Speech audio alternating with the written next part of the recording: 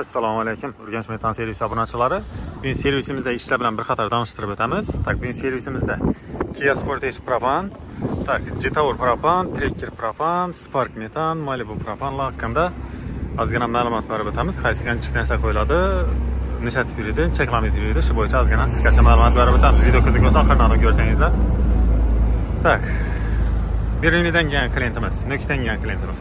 Kia Sportage avtomobilida Propan ustanovkalarini ko'rib ko'ramiz. Xudo xohlasa 61 litrlik zapaska yondan ustanovka qilinadi. 60 litr gaz istasangiz, primerni 330-320 ming so'm bilan bo'ladi. 600-550 km atrofida yurib boradi. Kia Sportage avtomobillarini MPI motori bor, GDI sistemali motori bor. Ya'ni 100% gazda yuradigan bor, benzin rasxod qilib yuradigan bor. Bu avtomobilimiz 100% gazni o'zida harakatlanadigan xili. Malibu 2 avtomobili Propan ustanovka xudo xohlasa tayyor bo'ldi. Jetour X70 Dubai versiya. Bunga 61 litrlik Turkiya balon qo'ysam bo'ladi. 47 litrlik Belarusya balonlardan ustanovka qilsa bo'ladi. 61 litrlik qo'ysak, ozgina balon qishak qoladi. Propan balon. Shuning hisobiga klient 47 litrlik kishinasidan qo'yib beraverdi deydi. Zapaskasini ondan xudo xohlasa chotga yetib 47 litrliklar bilan joylashtirib berdik. Jetour X70 avtomobilimizda buni polnistik xudo xohlasa stak оборудование bilan ustanovka qilindi. Full komplektatsiyada 100% gaz beradi. 1.5lik atmosferik turbina motor, MPI motor hisoblanadi. Qo'yilgan оборудованиеlarimiz stak Konex kompyuterlar bilan qo'yilgan. Polskiy оборудование oladi. Sportiniy variantda 0.3 injektorlar, italyanskiy Nordic reduktorlar bilan ustanovka qilingan. Xudo xohlasa mashinada hech benzin rasxod qilmaydi, 100% gaz o'zida harakatlanadi. 47 litr, 40 litr gaz sig'andan 350-400 km atrofida plus-minus yurib boradi. Spark avtomobilimiz 3-pokoleniya metan ustanovka 65 litrlik bilan.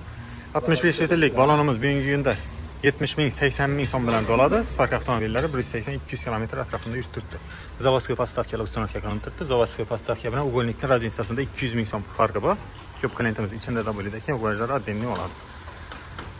Tracker 2 avtomobili. Bu avtomobilimizda zapaska nondan 47 litrlik, xudo xolasa Belarusya balonlar bilan ustanovkalarni qilib beramiz. Podkapot qismiga keladigan bo'lsa, stak оборудованиеlardan ustanovka qilinib turibdi. Xudo xolasa polnistik full komplektatsiyada stak Konex miyalar bilan ustanovka qilinib turibdi. Polskiy оборудование oladi. Spesial turbina avtomobillar uchun ishlab chiqarilgan оборудованиеlardan birisi bo'ladi. Injektor sistemasini keladigan bo'lsak, W03 Sportiniy variantli injektorlar bilan ustanovka qilinib turibdi. Injektorlarimiz ham Polshada ishlab chiqarilgan bo'ladi.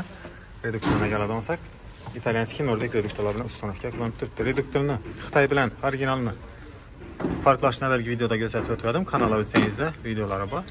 İtalyanskiy sinishi boltlari matoviy bo'ladi. Xitoyniki bo'lsa ish vajlari yaldirattiradi, glyansiy bo'ladi.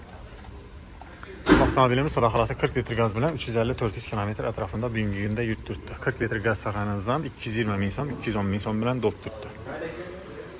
Xullas, galaverasida servisimizda ishlarimiz davom etib turibdi.